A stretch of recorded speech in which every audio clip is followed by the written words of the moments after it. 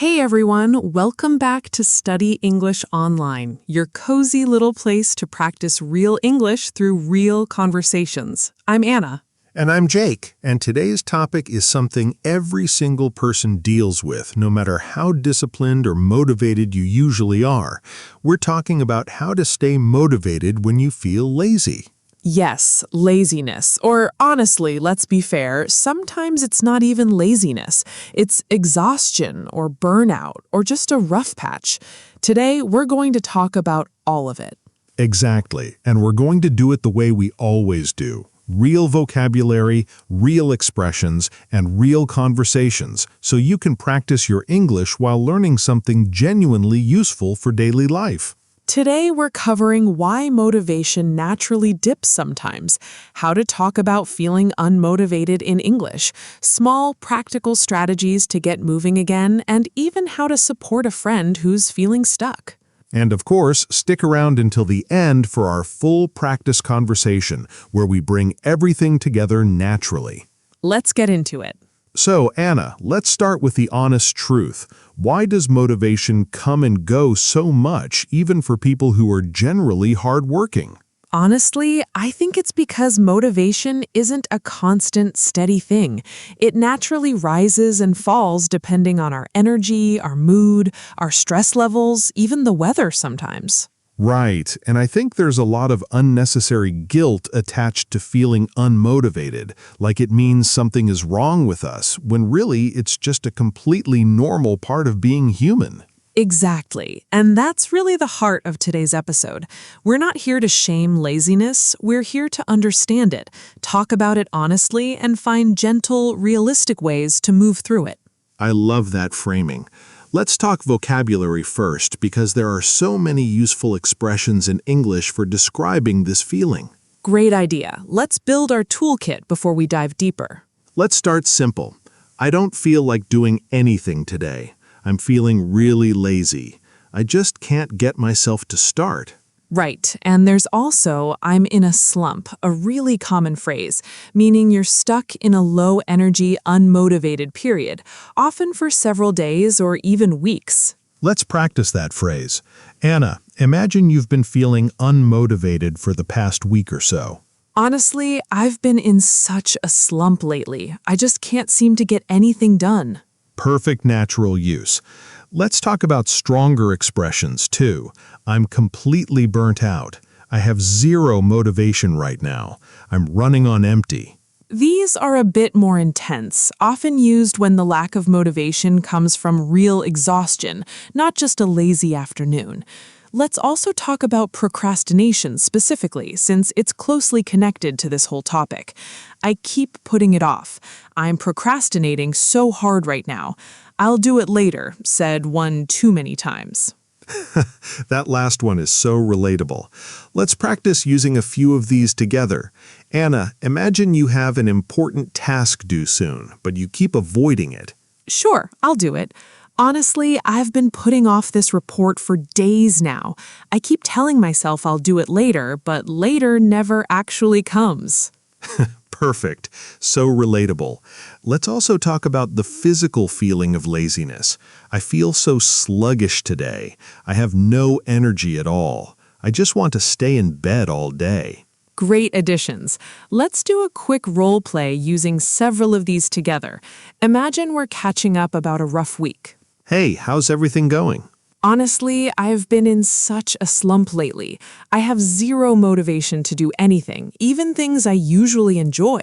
Oh no, that sounds tough. Is it just this week, or has it been going on for a while? Definitely a while now. I keep putting off little things, and it's starting to pile up, which honestly makes me feel even more sluggish. That makes total sense. It's such a common cycle. Perfectly natural use of several expressions in one short, realistic conversation. Let's summarize this vocabulary section. For general laziness, I don't feel like it. I'm feeling lazy. For a longer period, I'm in a slump. For deeper exhaustion, burnt out, running on empty. And for procrastination specifically, putting it off. I'll do it later.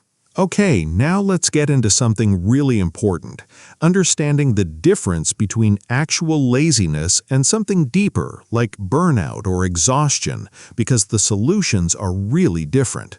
Great point. And honestly, I think a lot of people mislabel burnout as laziness, which can make things feel even worse because they end up feeling guilty on top of already being exhausted. Right. Let's talk about signs of burnout specifically. Feeling exhausted even after resting, losing interest in things you normally enjoy, feeling emotionally drained, not just physically tired, struggling to concentrate even on simple tasks.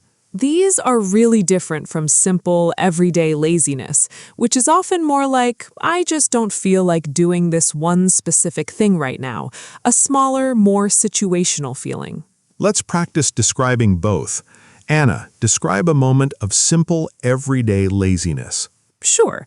Honestly, I just don't feel like doing the dishes tonight. I'd much rather just relax on the couch.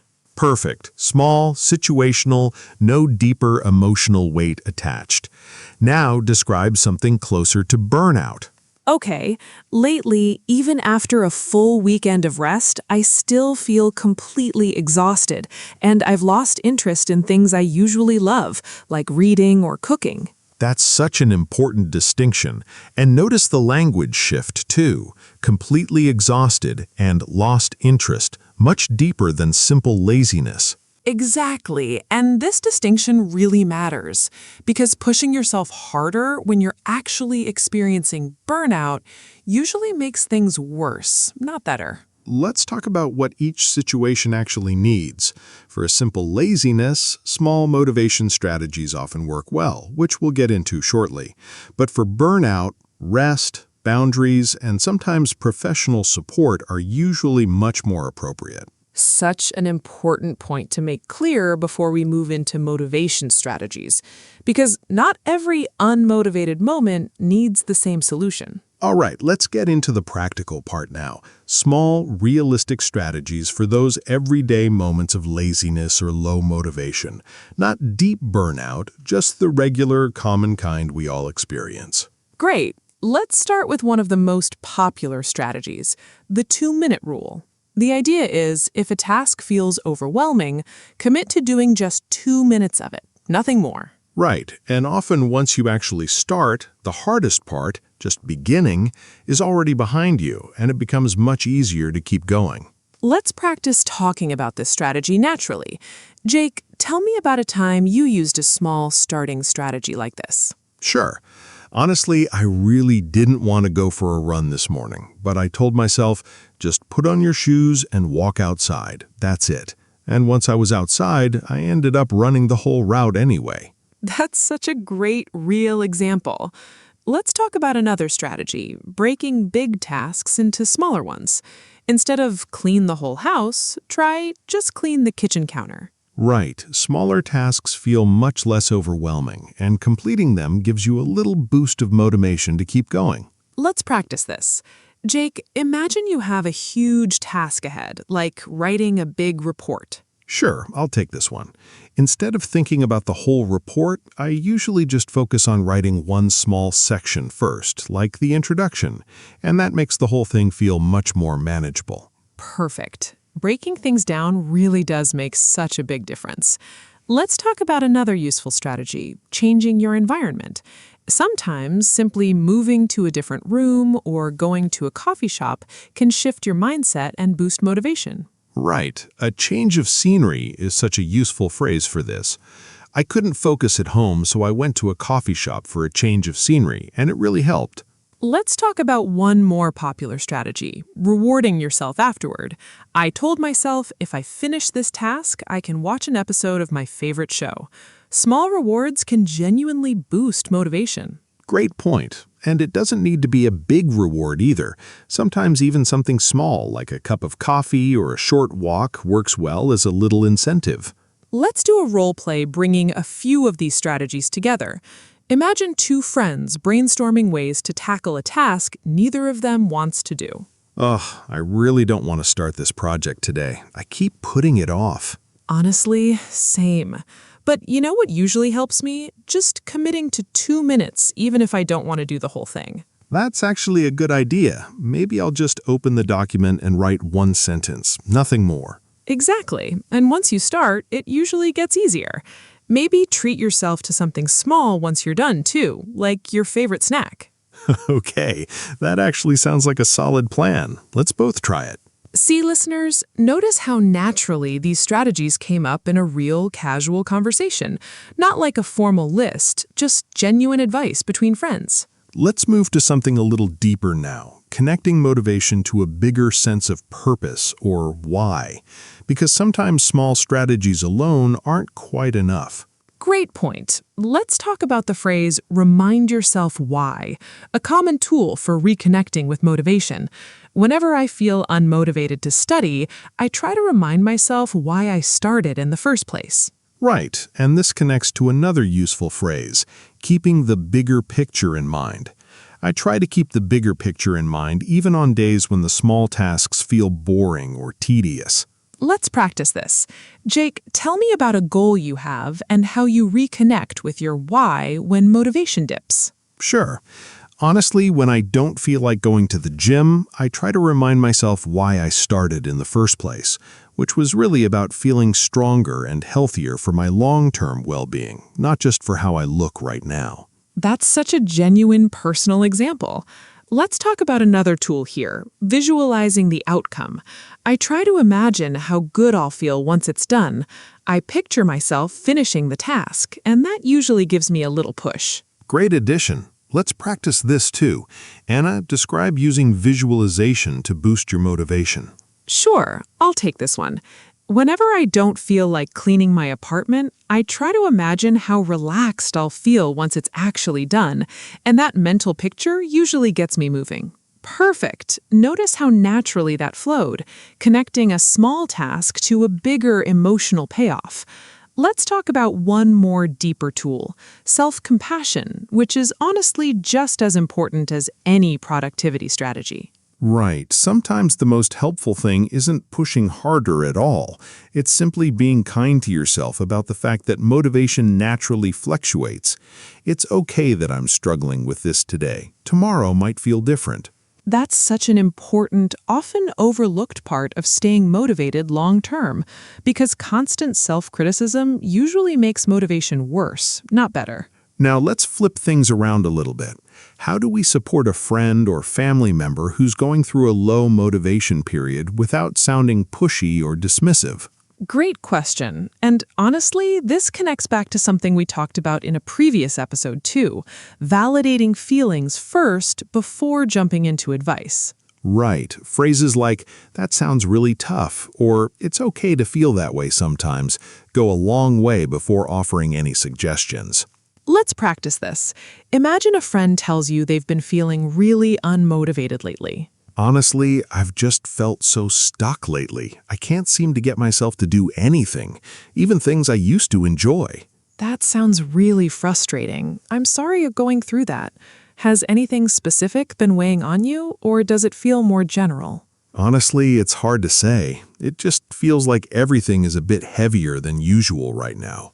That makes sense. Sometimes it really is just a season, and it's okay not to have a clear reason for it. Would it help to talk it through, or would you rather I just listen for now? I think just listening would help, honestly. Of course, I'm here. Perfect example, listeners. Patient, validating, and offering choice, rather than immediately jumping into a list of productivity tips, which can sometimes feel dismissive in the moment. Let's also talk about gentle ways to offer help once the moment feels right. Would it help if I checked in with you tomorrow? Do you want some company while you tackle that task? No pressure at all, but I'm happy to help if you want it. These offer support without pressure, which is honestly such an important balance to strike. All right, time for our full practice conversation, bringing together vocabulary, practical strategies, and supportive listening, all in one natural dialogue about staying motivated. Let's set the scene. Two friends talking on a video call. One of them has been feeling really unmotivated lately. Perfect. Here we go. Hey, how's everything going with you? Honestly, I've been in such a slump lately. I have this big project I need to finish, but I just can't seem to get myself to start. That sounds really frustrating. How long has this been going on? Probably about 2 weeks now. I keep putting it off every single day. That makes sense. That kind of thing can really build up. Do you know what's making it feel so hard to start? Honestly, I think the whole project just feels so overwhelming, like I don't even know where to begin. That's such a common feeling. Have you tried breaking it down into smaller pieces? Sometimes just focusing on one tiny part can make it feel less overwhelming. That's actually a good idea. Maybe I'll just try writing the outline first, instead of thinking about the whole thing. That sounds like a great place to start. And honestly, remind yourself why this project matters to you too. That usually helps me when I'm stuck. You're right. This project is actually something I really care about. I think I just lost sight of that a little with everything else going on. That happens to everyone, honestly. Maybe treat yourself to something nice once you finish the outline too, like a little reward for getting started. I love that idea. Maybe I'll grab my favorite coffee once I'm done. Perfect plan.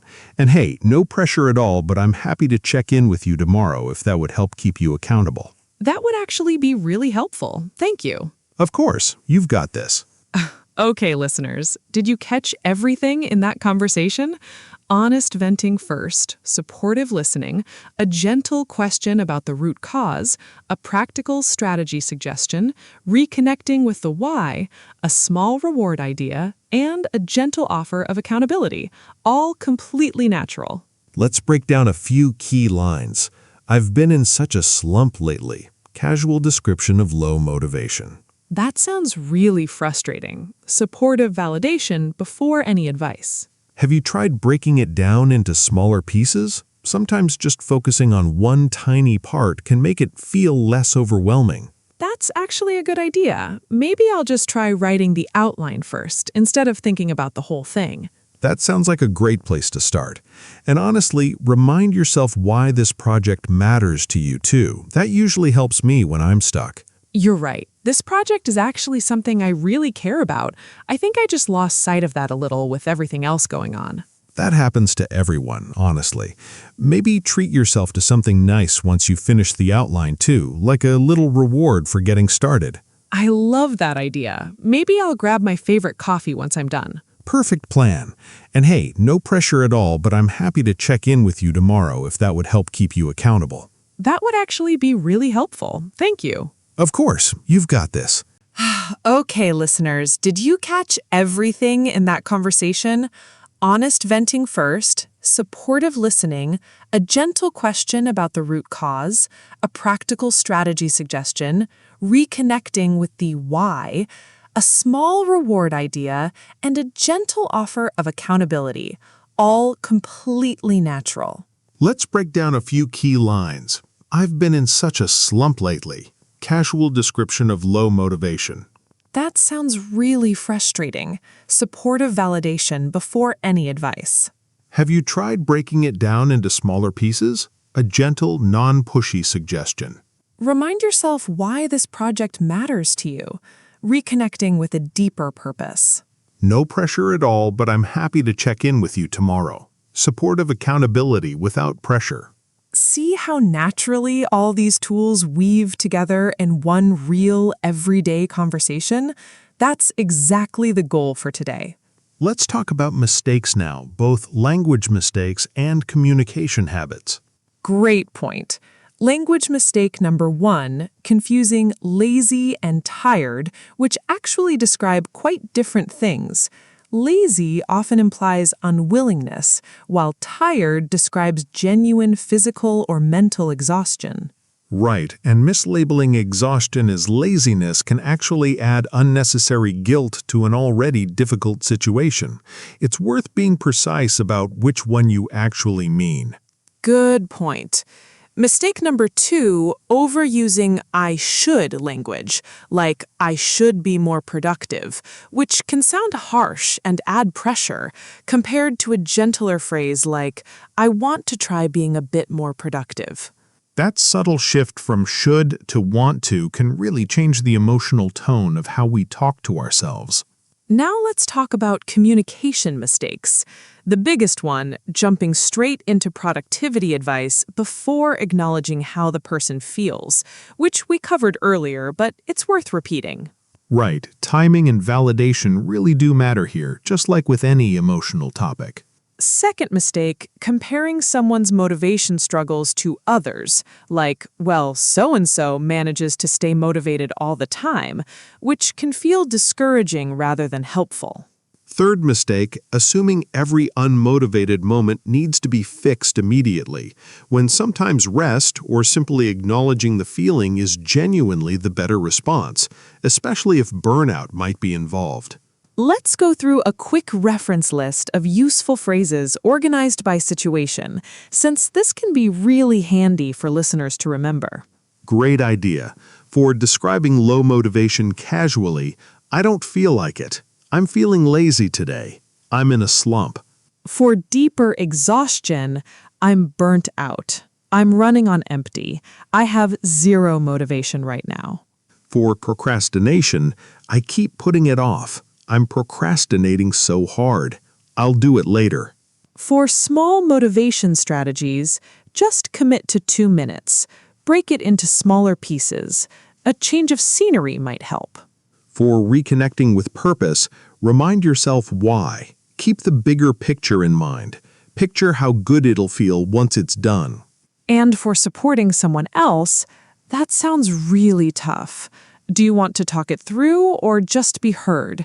No pressure, but I'm happy to help if you want it. That's such a useful toolkit, listeners.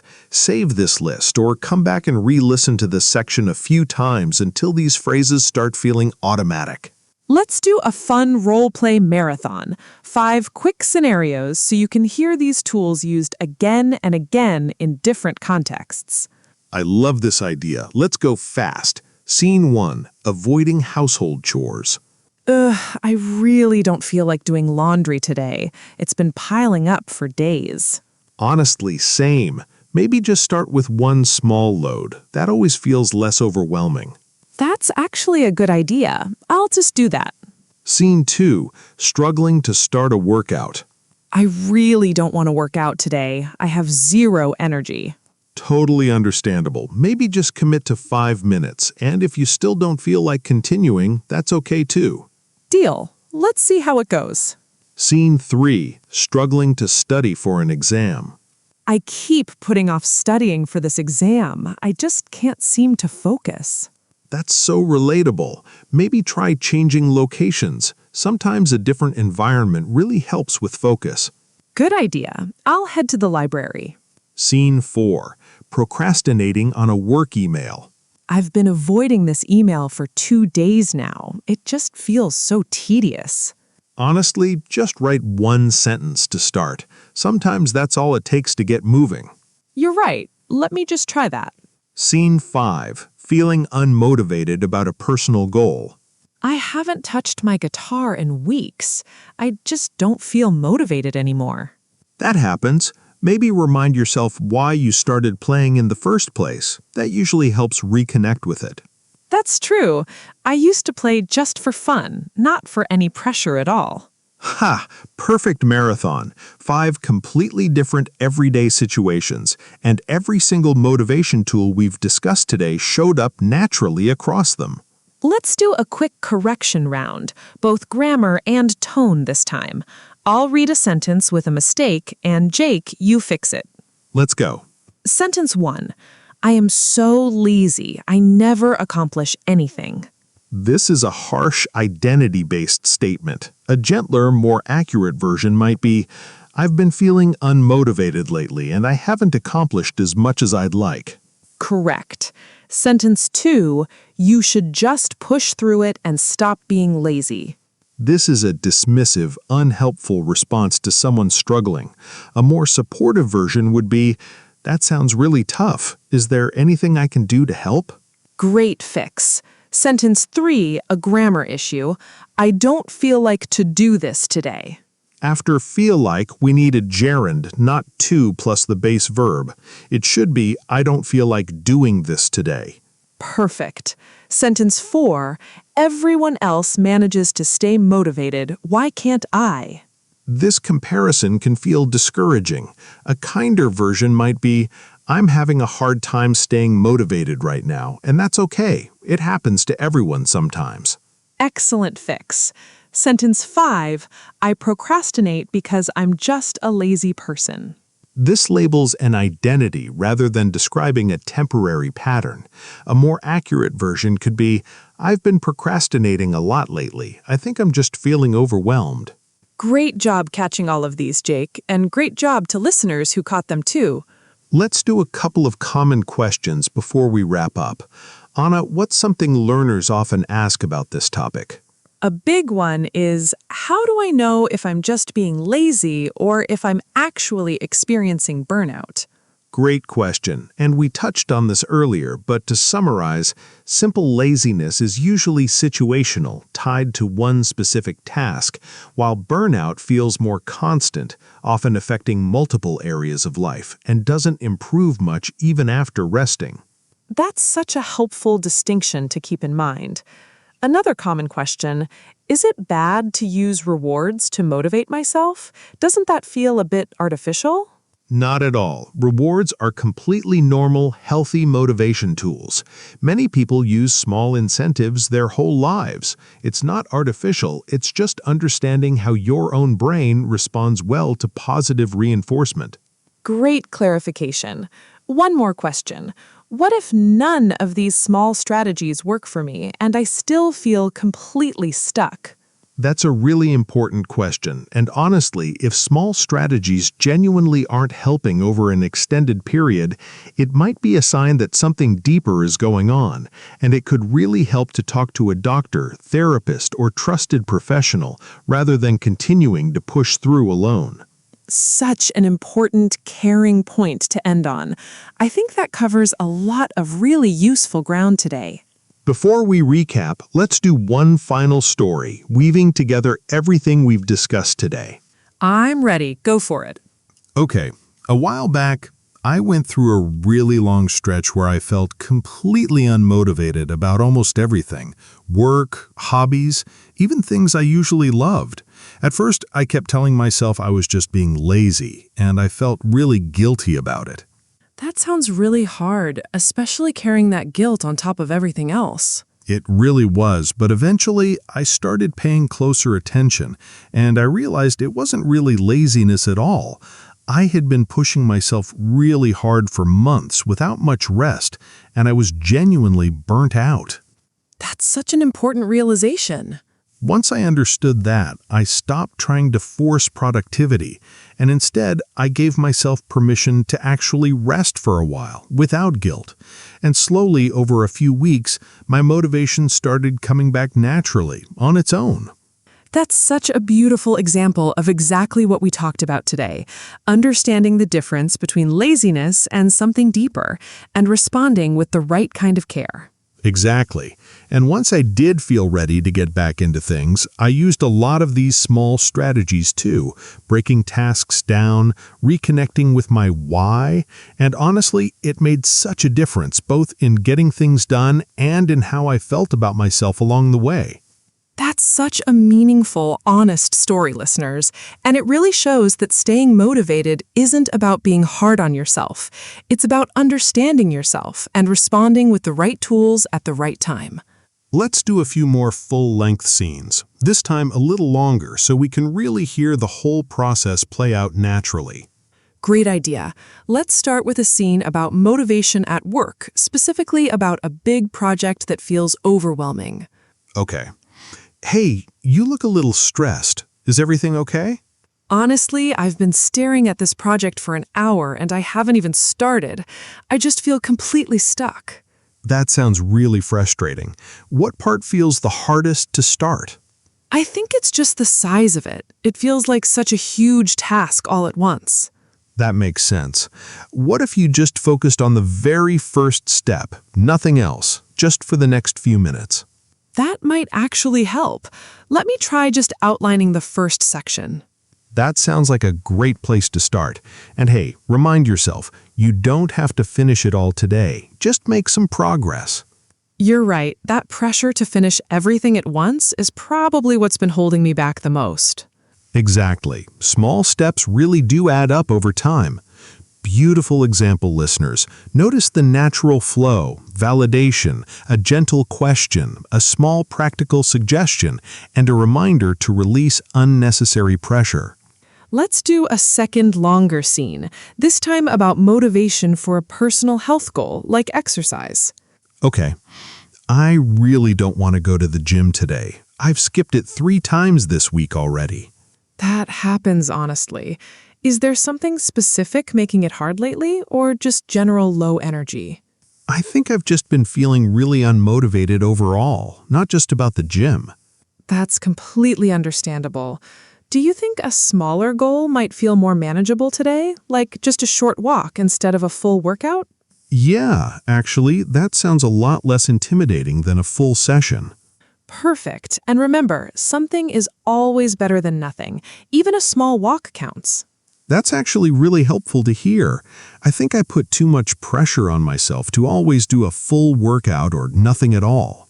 That's such a common trap, and letting go of that all or nothing thinking can really make a big difference over time. Great example, listeners.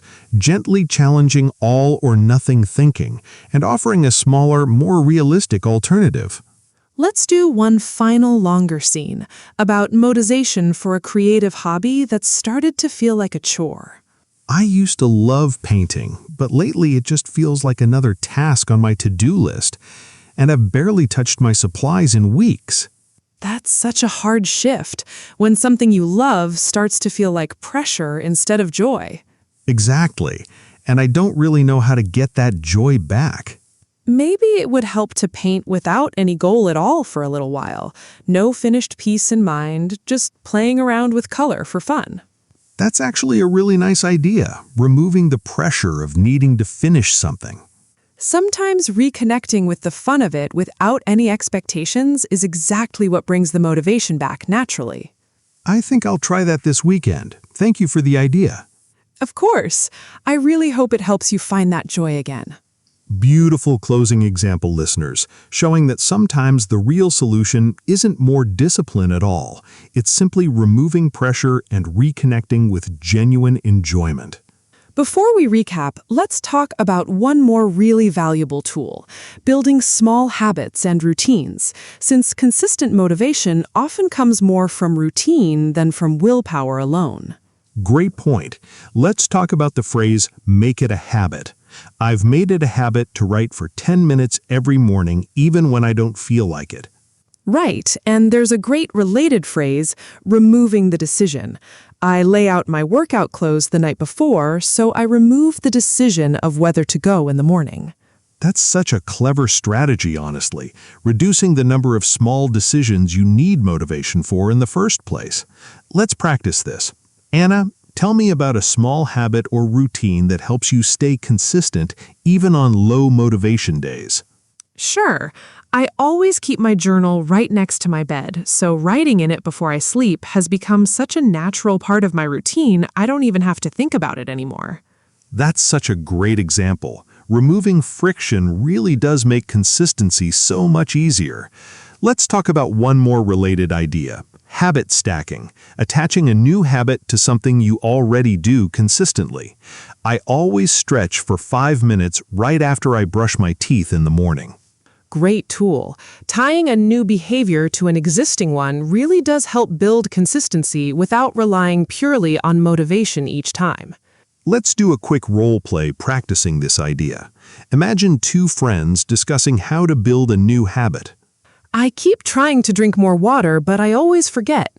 Have you tried attaching it to something you already do, like drinking a glass right after you wake up before anything else?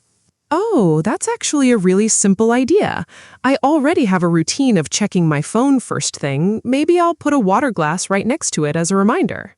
Perfect. Small environmental cues like that really do help a lot. Beautiful example, listeners, showing how tiny structural changes can support motivation far more reliably than willpower alone. Let's take a quieter moment before we recap and reflect a little more deeply on what motivation actually means, because I think it's often misunderstood. I love that idea. Honestly, I think a lot of people believe motivation has to come first before taking any action, when actually, quite often, action comes first and motivation follows naturally afterward.